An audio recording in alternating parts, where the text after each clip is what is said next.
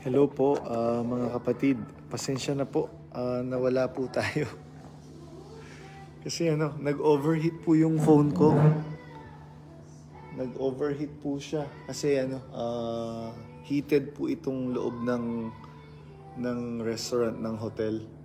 So, warm po dito. Tapos kanina nandun pa ako sa tapat nung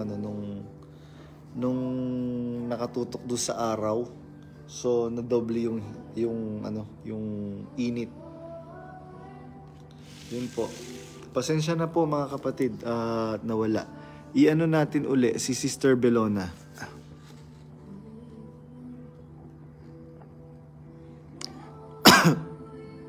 Invite natin si Sister Belona. Kayo po, Sister Miel Bautista, do you want to go up? Umakyat para po maki-join po dito sa Hello po, Kuya Will. Ano po, gusto niyo pong makipag-usap, Kuya Will? Against the light, masakit sa Yan. Yan tayo, sakit po sa mata nung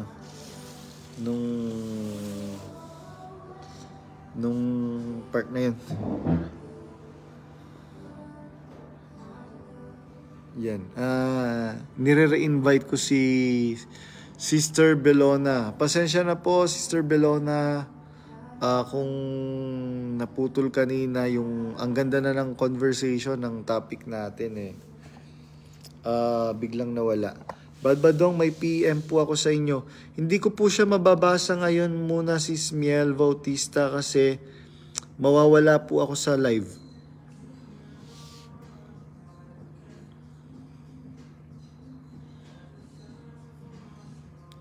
Sister Belona, nag-send po uli ako ng invitation para po makausap ko po uli kayo sa live.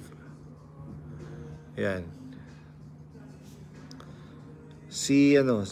Invite natin. Try nating invite si Kuya Will. Yan. Nag-try akong invite ka, Kuya Will. Pasensya na po, badbadong, may PM po kasi. Pasensya na po mga kapatid na putol po kanina kasi yung pong phone ko nag-overheat, tapos sakto-sakto kanina pa po ako naiihi. Yung pong CR nasa baba nasa underground ng hotel. So it will take some time para makapunta po doon. Ayoko naman pong ma-interrupt yung good thing yun, nag-overheat. So gumawa ng paraan para makaihi po ako. Ayun, Kuya Will, with your kind indulgence, if you may, kung gusto niyo pong kwentuhan, yun po. Nag-send po ako ng invite po sa inyo sa live.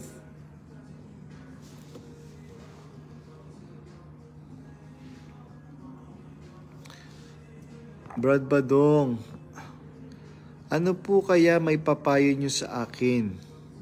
Hindi pa po ako umi-exit. Kasi sinasaalang-alang ko po ang asawa ko at anak. Yung asawa ko po ay hindi pa kapatid. Gusto ko po siyang maakay at yung anak ko po gusto ko lumaki sa loob ng iglesia. Pero dahil wala na si Brother Eli, hindi ko po alam kung papaano ba. Ano lang po yan, simple lang po yan. Mas maganda nga po yan, Sister Miel Bautista, dahil pagka po yan yung asawa nyo, naakay nyo po sa loob, mas mahirapan po kayo na baklasin po siya. Lalo na kung mabe-brainwash po siya ni Daniel Rason. Wala na po kasi so much totally different na po yung administration ng iglesia ngayon ni Daniel Rason sa administration ni Brother Eli. So wala na pong justice, wala nang love, walang empathy, etc. etc. So ang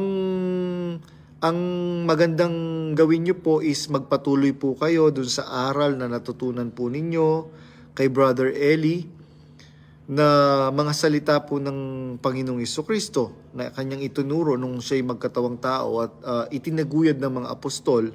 Doon po kayo manatili. Yun po yung nakasulat sa Efeso 2:10. na siyang inihanda pa ng Diyos buhat pa ng una upang siya nating lakaran.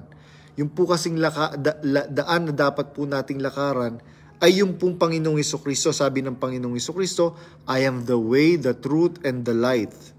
No one comes to the Father except through me. So, by doing so, we can attain salvation and we can go to the Father. Just what our Lord Jesus Christ have said. Yun po, Sister Miel Bautista, turuan mo ang bata sa daan na dapat niyang lakaran. Pagka tumanda man siya, hindi niya ito ihiwalayan. Yung mga mabubuting aral ng Panginoong Hesukristo na dalisay, yun po yung daan na dapat ituro sa bata, na daan na dapat nilang lakaran. Upang kung tumanda man sila, hindi nila ito ihiwalayan. I hope nasagot po ang inyong sa tanong, kapatid na Miel Bautista. Kasi po, ano na po yan, ito pong MCGI, ano na po yan, wala na po, hindi na po siya pinapatnubayan. Yung pamunuan ni Daniel Rason, hindi po siya pinapatnubayan ng Panginoon. Mapagpalang araw po bro, ingatan at gabayan nawa po kayo palagi. Salamat po, Royce Z. Drive pa ako, Brad JR Badong. Okay po, ingatan ka nawa po, Brother Kuya Will.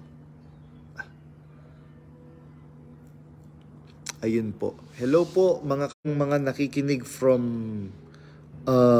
Europe. Meron nakikinig from... Ay, pasensya na po na napuputol-putol yung ano. Meron nakikinig from Europe, meron nakikinig from Hong Kong. Merong nakikinig from New Zealand, merong nakikinig from Dubai, merong nakikinig from USA and Australia, merong nakikinig from technically from different parts of the world. Yun po mga kapatid. Shout out po sa lahat ng ating pong mga kapatid. Binabati ko po kayong lahat ng banal na halik mga kapatid. Shout out po sa dating lokal ng Panday Pira and Zamora na po. Shout out daw po sa dating lokal ng Panday Pira na lokal ng Zamora na po. Ayan. Shout out from Laguna, Philippines. Ang sabi po ni Brother Galerio Gabrang. Ayun. Another day, another roasting of Daniel Razon. Sabi ni Al John from Hong Kong ito. Kung di ako nagkakamali, asawa ito ng anak ni Brother John Cuencajo.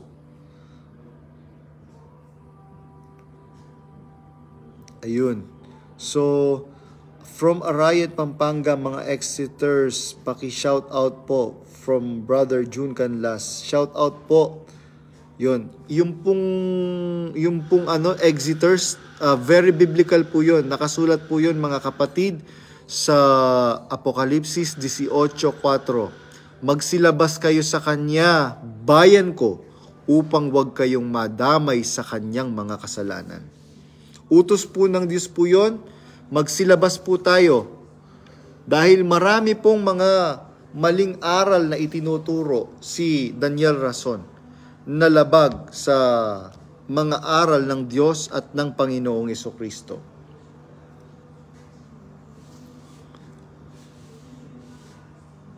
Sabi ng Biblia, go out, my nation, my people. Yun. Kaya yun po yung utos, lumabas, umexit, umout. Shout out kay Daniel Razon na mabaho ang paa. Shout out sa lokal ng EDSA Cubao at Commonwealth from Abaddon, Buanerges. Shout out mga kapatid, pati na rin sa mga kapatid na taga Laguna from Brother Albert Balisbis Martinez. Hindi ko po sino po ba buti po pa po sa live nyo bro, may natututunan pa po kami kumpara po sa nababalitaan ko po sa pasalamat po nila. Salamat po sa Diyos kung ganun, mga kapatid. Sino ba ang po pwede nating i-invite? Si Brother Ronnie Kipoy de Rosario. Brother Ronnie Kipoy de Rosario, I've sent you invitation, and with your kind indulgence, if you may, nag-send ako ng invitation to join me in this live. Yun. Mag-send tayo kay Brother Ariel Santos. Yan. Hello, Brother Ariel N. Santos. Si Brother Kipoy de Rosario.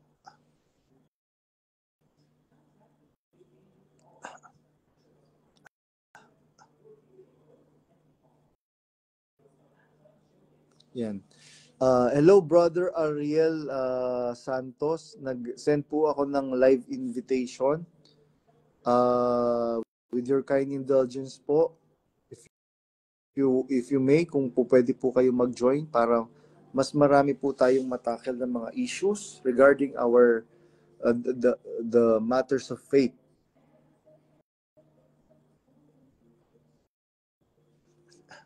Wala yata si Brother Ariel N. Santos. Sige po. Isa pa. Ayan. Hello, Brother Keypoint, Ronnie Keypoint de Rosario. Ayan. Ading, accept nyo po yung live invite ko po sa inyo. Ayan, si Brother Ronnie Keypoint de Rosario is joining. Hello po, Brother Keypoint de Rosario. Brother, hello po. Hello po. Magandang gabi po. Opo. Pagbati po ng kapayapaan at pag-ibig mula sa tunay na Kristo at sa tunay na Diyos. Magpakilala po kayo sa mga kapatid na nanonood ngayon at manonood pa sa video po na ito. Kung sino po kayo at ano po ang ilang taon na po kayo sa iglesia at ano po ang mga naging mga katungkulan ninyo. What is your relevance in the church? Brother Ronnie Keypoint de Rosario. Opo. Mag-ano pa na po ako ngayon, mag-19 years na po sa Awat Tulong sa darating na March. Miyembro lang po, pero dati po akong galing ng Dubai, Middle East. So, may alam po ako doon, pero ayun. Ang gusto ko po sanang sabihin, Brad Badong, ito po kasi very relevant po ito, brother. Dinig po ba? Malinaw po yung audio? Opo, malinaw po sa akin. Ewan ko lang po sa mga kapatid. Mag-comment po kayo kung malinaw po. Opo. Kasi po, yung pong lumalabas, ang isinisisi po nila ng mga nasa loob. Ako po pala, nasa loob pa po ako. Every Saturday po, nasa Apalit ako. Shoutout po sa mga kwat ng Apalit. Hello po, ito po ako. Ayan, si Brother Keypoint, ang matapang na kapatid na si Ronnie Keypoint de Rosario. Kasi po, mahal ko po ang nasa loob, mahal ko nasa labas. Exactly. Ang sa akin po is magkaroon lang po sana ng kaayusan. Ito pa, babalik po ako doon, Brad Batong. Yung iba po kasi sinasabi nila, kaya sila lumalabas, isinisisi sa inyo na kung nagla-live kayo, pinapakinggan daw kayo, kaya ganon. Ang sinasabi ko po, Brother Badong, hindi pa po kayo lumalabas. Marami na pong tanong yung mga kapatid. Number 1 po, consultation. Di po ba?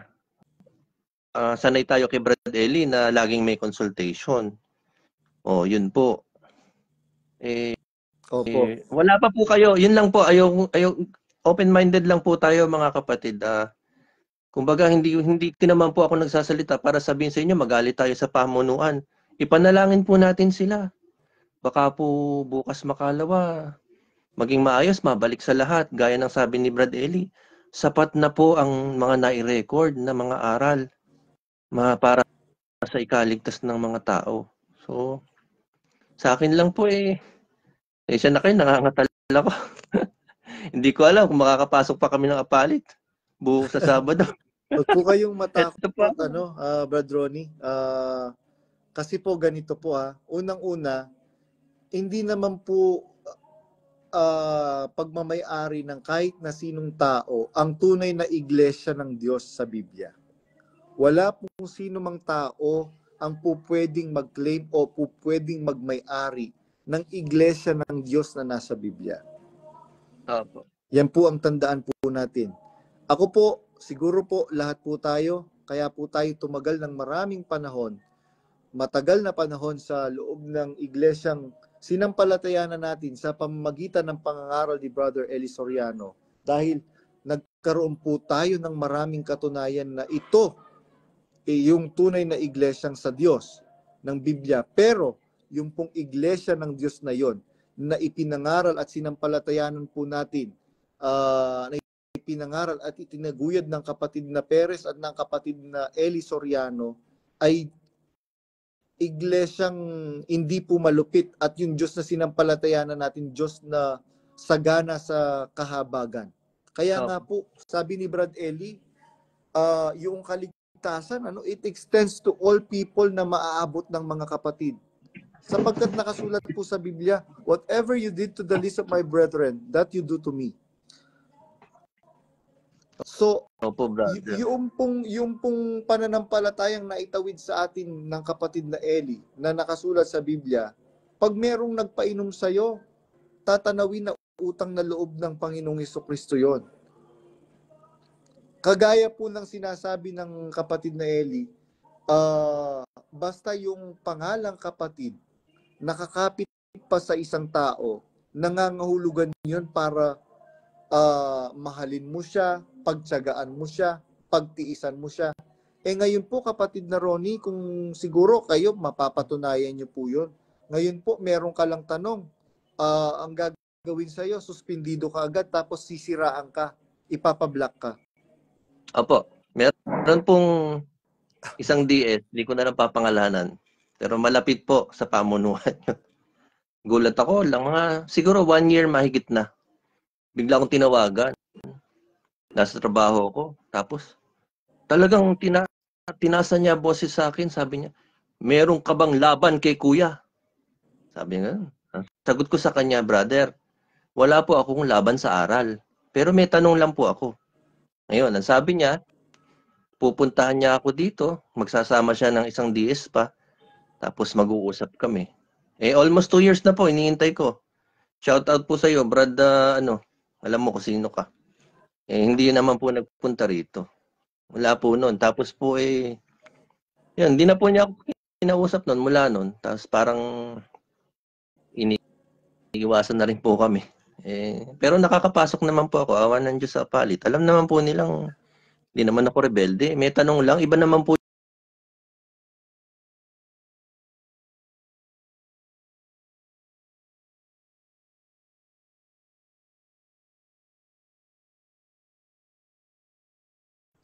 Pasensya na po, nawawala-wala. Opo. Ay, opo. Saan po ako naputol? Hindi naman po ako rebelde, sabi niyo po. Yun po, opo. Yun nga po. Mula po noon, hindi na po ako pinuntahan dito. Pero yun ang tanong niya sa akin. May laban ka ba kay kuya? Sabi ko, ang sagot ko, wala po akong laban sa aral. May tanong lang, ganun. Pero Exactly. wala akong laban sa aral. Actually po, nung pumutok po yung Brad Ronnie, Key Point de Rosario, masabat ko lang po kayo. Opo. Nung pumutok po yung issue regarding sa pagpapablock sa akin ni Daniel Rason, marami pong nag-message sa akin ng mga relevant people ng iglesia na kumusta ka, nakakadalo ka ba? Dumadalo pa po ako nung time na yon. Dumadalo po ako, okay naman po ako, awa ng Diyos. Ang follow-up question nila is, meron ka bang laban sa aral? Meron ka bang laban kay kuya? Sabi ko, sasagutin ko yung tanong mo in details. Sabi kong ganyan. Wala akong laban sa aral. Ngayon, kung ang tatanong mo sa akin, meron ba akong laban kay kuya? Unang-una, sino ba si kuya? Sino ba si kuya? Kasi hindi po pwede si Propeta Jonas nga meron siyang conversation sa Diyos na parang barumbado siya. 'Di ba sabi ni Brother Eli yung sa atin? Opo. Biruin mo, sasabihin ni Propeta Jonas, oo, mas mabuti pa sa akin ang mamatay. Ibig pong sabihin, ang Diyos po pala naiintindihan niya yung nararamdaman po nating mga tao. Bakit po nasabi ni Propeta Jonas yun? Bakit? Kasi po nagpatubo po ang Diyos ng kikayon, yung giant na halaman na nagbibigay ng shelter kay Jonas para maliliman sa matinding sikat ng araw. Biglang merong dumating na uod at kinain yung kikayon na yon. Kaya naghimagsik itong si Propeta Jonas, pero hindi iyon binilang na kasalanan. Ngayon, kung ang tatanong sa akin, meron ka bang laban kay Kuya Daniel? Of course, marami. Pero sa mga ngaral, wala akong laban doon. Kung ang itatanong mo sa akin, meron ka bang laban sa mga ngaral? Unang-una, sino ba yung mga ngaral na yon? Opo, tama. Magkaiba po yun. There is a big difference between Daniel Rason and mga ngaral. Tama. Kaya po ganun, mga kapatid. At ang sabi nga po ni Brother Eli nung buhay po siya, mga kapatid, kung meron kaming ituturong pagmali, magsilayas po tayo, maghiwa-hiwalay tayo. Kasi ang dahilan bakit po tayo nagsama-sama sa reliyon na to, mga kapatid, dahil sa aral. Ngayon, kung meron na po kaming itinuturo na maling aral, maghiwa-hiwalay na po tayo. Ang sabi ni Brother Eli. Tama po ba, Brad Ronnie Kipoy de Rosario? Opo, tama po, brother. At tayo naman po nagsimula pa tayo kay Brad Eli. Dati nga po, madaling araw ang gising natin kasi ang pagdalo natin nun, alas 6 na umaga, minsan inaabot na ng alas 12, alauna kinabukasan. Di ba po ba mas mahaba nun, Brad Badong? Di po ba? Opo. At saka, Brad Ronnie, Key Point de Rosario, kaya ko po binubuo para malaman talaga ng na legit po kayo, Brad Ronnie Key Point de Rosario. Ito po ako, screenshot nyo na. Ayan po, si Brad Ronnie Key Point de Rosario. Noon po, totoo po yun, at saka nagigising tayo ng madaling araw, nagpe-prepare, tapos minsan umaabot ang pasalamat, hating gabi. Makakauwi na tayo ng madaling araw, pero bitin pa po tayo. Opo, malaki po kaiba nun, bro. Hindi nga po tayo naiinip. Tapos hindi naman aircon yun. Ulanin arawin tayo doon. Pag umuulan, naanggihan sa loob. At saka po, naglalatag tayo ng kahit anong pwedeng mailatag na magkaroon lang tayo ng sapin. Talo-talo na. Pero masaya po tayo. Yun po yung... Tsaka, Brad Badong, inabutan mo yung ang daan lang, ad street lang. Opo. Lahat dadaan doon. Sobrang traffic. Ang dadaan doon sa sakyan, motor, tricycle, tao. Kaya napakasikip, nagkakapalit-palit na ng mukha, puro putik pa daan. Pero masaya po, mga kapatid. Ayo po, sobrang. Tsaka para bago ka makarating sa CR, ay haba ng pila. Sobrang haba ng pila. 2 oras bago ka 2-3 oras bago ka makapag-CR. Pero yun po yung pinakamasasayang mga araw ng buhay ko po na hindi ko po makalimutan. Tapos yung pagkawala kang pambili ng pagkain.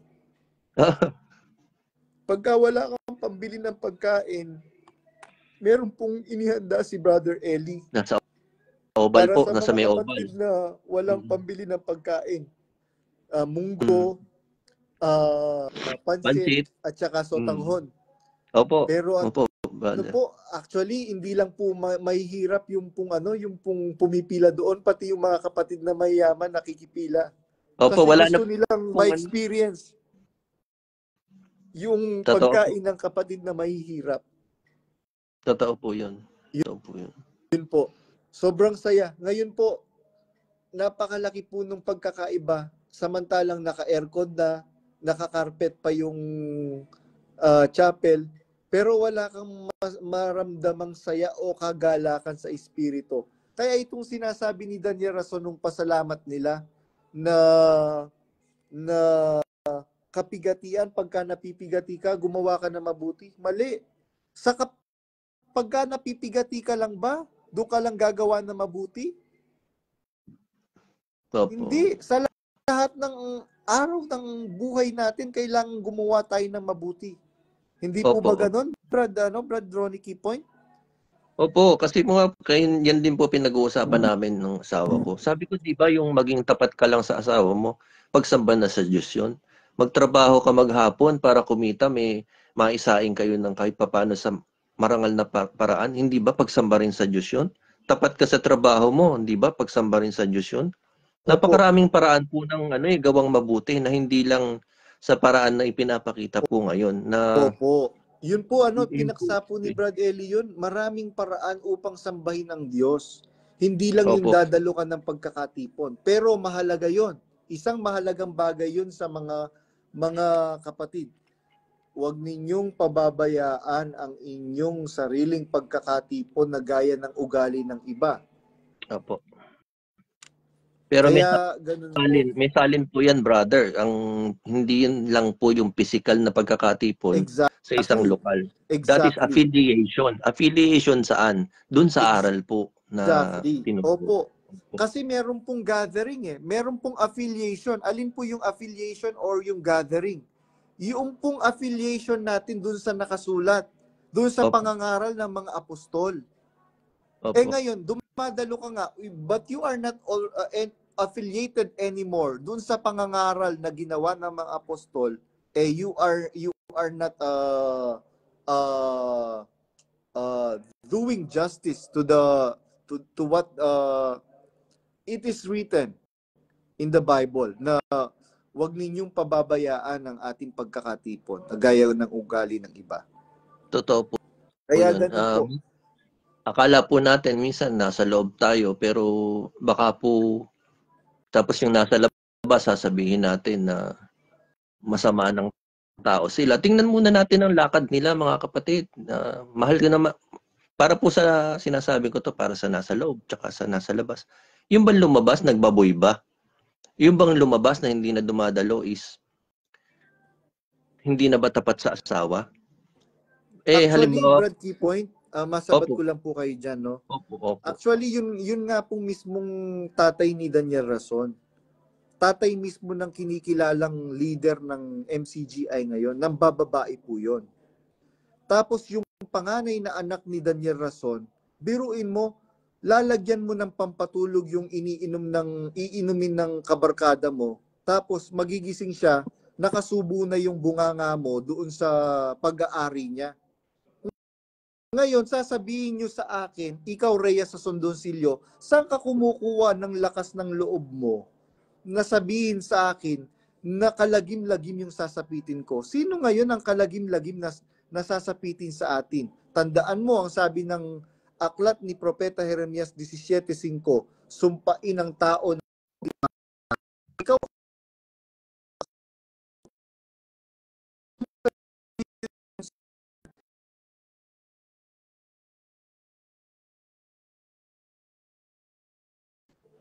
ayun, naputol po ulit. Na sinabi po yan ng Propeta Jeremias. Hindi ba kasumpa-sumpa yung ginagawa ng iyong kapatid na si Ruthie sa Sondoncillo?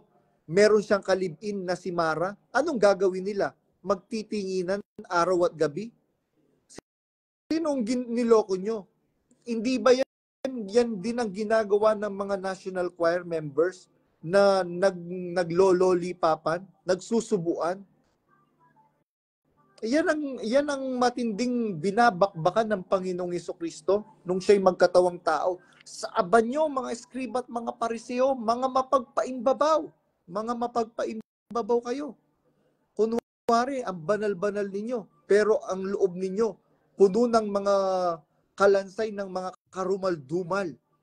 Ganyan po ang nangyayari, kapatid na Ronnie Keypoint. Pero we cannot also deny the fact na marami pong mga kapatid na nasa loob na matutuwid. Kaya nga po binabasa ko na po ngayon yung talata na nakasulat sa Apokalipsis 18:4, magsilabas kayo sa kanya, bayan ko, go out, my people, para hindi kayo madamay sa kanyang mga kasalanan. Kaya yun po, kapatid na Ronnie Keypoint. Kasi pwede po tayong madamay sa kasalanan ng mga namiminuno o ng umuugit sa iglesyang yan kung hindi po tayo magsisilabas, mga kapatid. Anong labas ang gagawin natin? Ang ibig pong sabihin ng magsilabas, manindigan tayo para sa tama. Ang sabi ng Biblia, yung bulag na taga-akay at bulag na umaakay, inaakay, kapwa mauhulog sa hukay. Ayun nga po, brother. Sa akin lang naman po, yung mga lumalabas, tapos nasa loob, sasabihin natin tayo sa Diyos, tapos sasabihin natin yung lumabas, pahamak na, impyerno na. Huwag ganun, mga kapatid, na nagkiklaim na nasa loob pa. Ang tanungin natin sarili natin, lalo kung worker po tayo, ano ba ginawa ko para maagaw ko yung kapatid na lumabas? Ngayon, kung hindi ka gumawa dyan kahit isang step, para yan ikausapin man lang, baka yung paglabas niyan maging pananagutan mo sa Diyos, ikaw na worker. Di po ba ganun, brother? Opo, tama po yun, tama. Kasi sabi ng Biblia, inyong kahabagan, yaong mga nag-aaninlangan, at yung nasa apoy, inyong agawin. Tama po. Utos po ng utos po ng Biblia. Kahabagan yung mga nag-aalinlangan. Ako ba nag-aalinlangan? Hindi ako nag-aalinlangan. Kaya nga, inuulit-ulit ko, meron po akong pangako.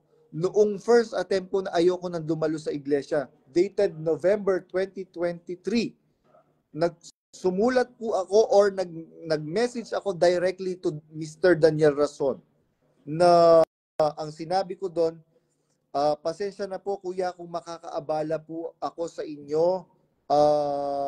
Alam ko po marami po kayong obligasyon, pero gusto ko lang po kayong tapatin na yung pong mga sinasabi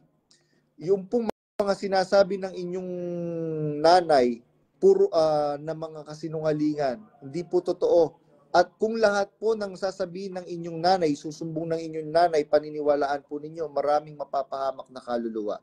Sabi kong ganyan, hindi po totoo na binabalikan ko lang po kayo pagwawala na akong pera. Pagka nakaipon na ako, nilalayasan ko na kayo. Wala po akong sahod, mga kapatid.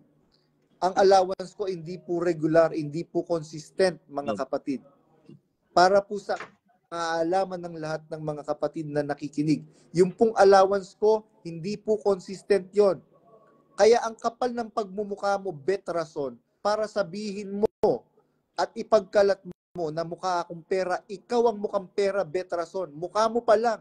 Hindi ba nag-aaway-away kayong pamilya dahil sa pera? Kaya nga yung isang nakasama mong mas matagal sa akin, ang sabi niya, ang sinasamba niyang si Mami, pera. Totoo yan.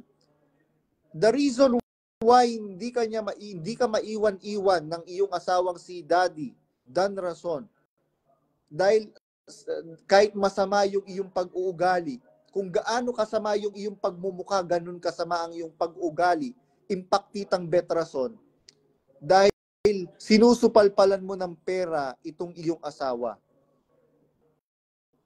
Pero sa totoo lang, without the money, lalayasan ka niyan dahil napakasama ng ugali mo. Nakasinghal ka palagi. Hindi ba totoo yan, Bet Rason? Ngayon, meron kang ilalabas na sasabihin mo, Daniel Rason, na violence against women and children. Who the hell are you to say that? Wala kang karapatang magsalita niyan, Daniel Rason. Unang-una, anong karapatan mong sabihin yan? Dahil biruin mo, papanigan mo yung isang pedophilia na como loyal siya sa'yo, okay lang. Paano mo pangangalagaan yung budhi nung batang kanyang minolest siya ng matagal na panahon? Ayun. May mga nagtatanong, Brother Ronnie, sino daw po ba kayo? Ayun po yung pangalan ko. Hindi na po yun. Taga Bulacan po ako. Dati po akong nasa lokal ng Olongapo. Tapos 2013 ako umuwi galing Dubai. At Nakasama ko po doon si Bradjan Magaway. Kilala po yan ng mga matatandang kapatid. Opo, kilala ko rin po yung Bradjan Magaway. Isa po yan sa mga unang transporter ng pera papunta kay Brother Eli. Beyond that po, yun na po yung information. Pero galing po ako ng Dubai.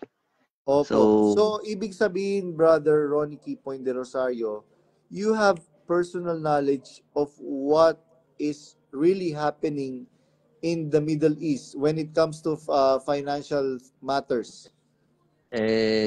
Opo, meron naman So po. ibig sabihin po ba, totoo po ba o kasinungalingan yung mga kumakalat na mga korupsyon sa pananalapi, katiwalian sa pananalapi sa Middle East? Ang alam ko po, marami lang pong tulungan. Lagi pong kulang, wala pong pagkakataon na sumapat yung tulungan ng kapatid, laging kulang. Pero yung ano po ba tawag doon, yung corruption, hindi ko po masasabi yun kasi hindi naman po ako may hawak ng record at hindi rin po ako yung may knowledge doon sa pagli-liquidate nila. Okay. Pero malaki po ang target lagi doon. Malaki ganun lagi ang target doon. Tsaka ito pa. Ito, mauna ako ng leg kung nagsisinungaling ako. Nung nandun kami, ang pagdalo namin Friday.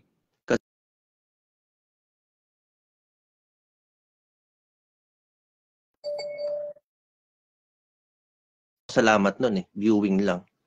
So, pagka po halimbawa, break time namin, magmi-meeting si Brad Resty. Ayun, pag meeting niya, alam naman po natin ano topic. Tapos, pagkatapos po ng meeting niya, tatayo sa pulpito yung mga diakono o mga worker, yun din po yung topic. Pagkatapos po noon, kala ko tapos na, group meeting naman. Yun pa rin po ang topic. Ewan ko po kung ano masasabi nung galing ng Middle East dyan. Mas maganda siguro, may makausap tayong galing ng Middle East na makakapagpatunay regarding dun sa mga issues na may mga katiwalian. Kasi pangit po na magsalita tayo na wala tayong pruweba na may mga katiwalian. Kasi itong sa Singapore, napatunayan ko na po na may katiwalian talaga. Kasi yung time po na yon, puro po ganun ng meeting. Wala po kami naging meeting na, kumusta na ba yung mga kapatid na wala pang visa? 'Di ba mga nagti-TNT na kayo, expired na kayo, madadampot na kayo ng baladiya. Baladiya po kasi doon is police. Baladiya sa mga takot na yan, may mga kasama ko doon, walang visa. Ako po kasi awa ng Diyos, nung nagpunta ako doon, wala pa pong 3 weeks, tourist visa ako, wala pa pong 3 weeks. May job offer na po ako. Saka po awa ng Diyos, hindi po barya yung offer sa akin. Kaya nagulat nga yung isang kapatid doon na 1 taon na yata, wala pang visa o 2 taon. Sabi, Brad, ang bilis mo naman. Sabi ko, pinalangin ko yan Ayun, awa ng Diyos. Kaya wala pong meeting na patungkol sa kanila. Kaya nakakaawa po yung walang visa. Pero pagdating sa pangangailangan, marami pong tulungan talaga. Opo. So, talagang mapapatunayan ninyo na talagang maraming collection, maraming tulungan sa Middle East. Yun. Maraming tulungan. Marami talagang tulungan, mga kapatid. Maraming tulungan. Ngayon, saan napupunta yung mga pera ng mga kapatid? Para sa isang broadcaster na makabili ng isang property na worth billion ang halaga sa isang prime village na ang mga nakatira ay mga prominent people of the Philippines, saan mo kukunin ang iyong pera? Daniel Rason. Meron pong tanong po si Sister Love po sa inyo ang naka-address, Brother Ronnie. Brother Ronnie, pwede niyo po ba i-describe kung paano po magbaba ng tulungan sila Resty Reyes? Paano po paraan ng pananalita nila? Malumanay naman po. Sasabihin niya, mga kapatid, malaki po ang pangangailangan ng gawain. Tulong po tayo. Mga ganun po. Tapos kulang pa po yung target natin. Naghahabol po tayo. Ganun. Ganun po. Na malumanay naman po. isa po kasi sa mga mentor namin nung nag-seminar kami, si Resty Reyes. Kaya mataas po ang regards ko sa kanya kasi magaling po siya magsalita at malumanay. Never ko At pong pag narinig nagsalita na po yan, sumigaw. umiiyak pa po siya. Opo, never ko pong narinig na sumigaw Opo. siya. Never. Kaya lang po, meron po ngayong kapatid na si Brad Jerry James Conde. Nag-exit na po siya, 1 month na po yatang nag-e-exit. Kasi dinuro-duro daw po siya ni Resty Reyes sa apalit at pinagsisigawan. Yun. Gusto ko po sana makausap siya sa live para makita ng mga kapatid. Ayun po. Ganun po, mga kapatid. Opo, brother. Brad Badong. Opo. Yun. Tatapusin ko lang po doon kasi po kaya ko po gusto sumingit. Yung po kasing nasa loob tsaka nasa labas, sinisisi po nila yung lumalabas sa inyo. Gusto ko lang pong linawin na bago pa po lumabas in fairness naman kay Brad Badong, bago pa po siya lumabas, mga kapatid na nasa loob, marami na pong tanong ang mga kapatid na sinasabi niyong lumabas. Marami na po. At wag mo niyo pong sasabihin na pag may tanong, iba na diwa. Wag po, kailangan po natin yung sino tatanungin namin? Ibang iglesia. Utos po ng Diyos yun sa Biblia. Magtanong kayo sa mga saserdote tungkol sa mga bagay ng kautusan. Opo. Yun nga po kung walang matanong o ayaw sumagot ng tinatanong, sasabihin, may laban na sa aral. Wag po ganun. Ako mga kapatid, dumadalo po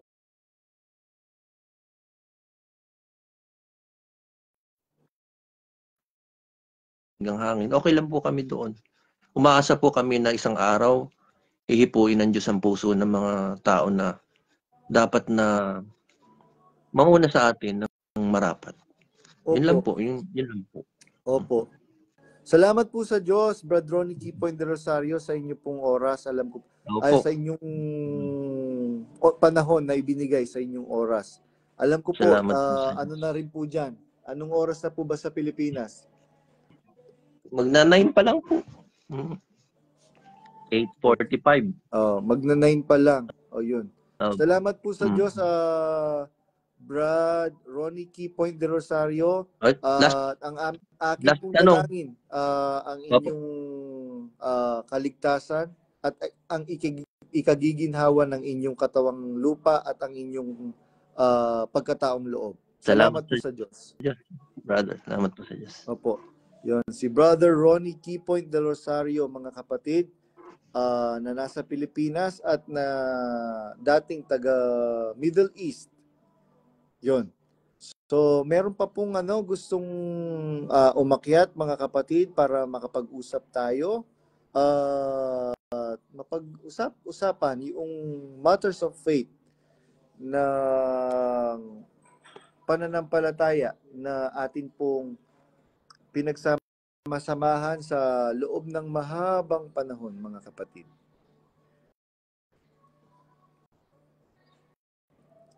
So, yun. Going back, mga kapatid, ang nakasulat po kasi sa aklat ni San Pedro, ganito, mga kapatid, sa kanilang kasakiman ay makikinabang sila dahil sa inyong mga salapi sa pamamagitan ng gawa-gawang salita. Alam niyo po, mga kapatid, hindi naman po, lalo na nung panahon ni Brad Eli, hindi mabigat na tumulong Hindi mabigat na lumaban ng ubusan. Bakit? Kasi meron tayong nakikitang pagpapalaganap na ginagawa. Walang tigil ang ginagawang pagpapalaganap ni Brother Eli. Ngayon, anong ginagawa ni Daniel Rason? Wala po siyang, meron na po ba kayong nabalitaan na kahit isang beses lang na nag-Bible exposition si Daniel Rason? Opo, day off ko po ngayon, mga kapatid. Day off ko po ngayon. Kaya sakto, wala pong kuryente sa lugar po namin, brown out. So, pumunta po ako dito sa kabilang hotel. Ang layo po nito is pagka by walk, you will take more than 1 hour para makarating dito. Kaya lang po, uso po dito yung nakikisakay-sakay lang. Malapit na magagaya kay Kibuloy. Mas worse pa nga po itong si Daniel Rason kay Kibuloy, mga kapatid. Mas worse po siya. Kasi hindi ka po pwedeng magtanong eh. Pagka nagtanong ka, i-block ka agad. Si Kibuloy, wala naman po akong narinig na gano'n na aral ni Kibuloy na pagka nagtanong, ano ka?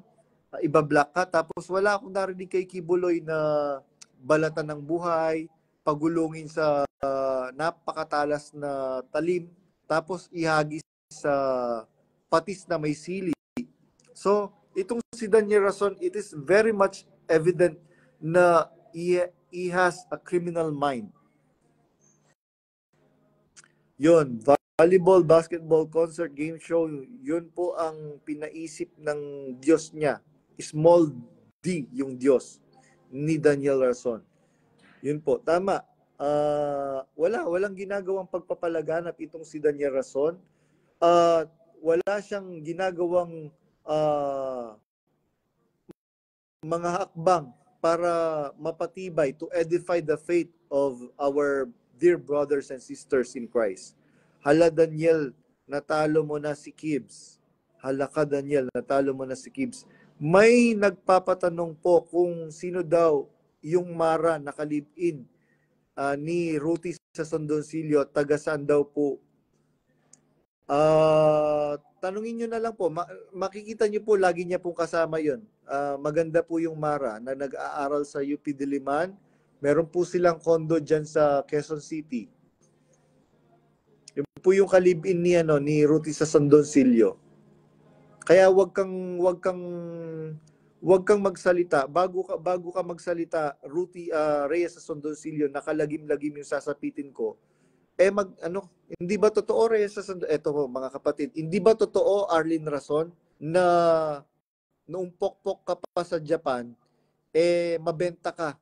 Hindi ko alam kung bakit ka mabenta. Siguro magaling ka. At siguro the reason why kinuha ka ni Daniel Rason dahil magaling ka nga, nagalingan ka nga. Meron nag-send sa akin na na article sa isang yung Believer magazine natin dati. Meron pong isang doon section na yung number top 1 to 5 Yung top 1 is a car moment. Parang ganun. So nagkaroon daw po siya ng na-connect niya yung sinabi ko na nagtatalik sila sa sasakyan. Wala man lang delikadesa, hindi man lang inintay na makapasok ng bahay sa kwarto para magniig. Ayun po mga kapatid, wala na po bang gustong umakyat?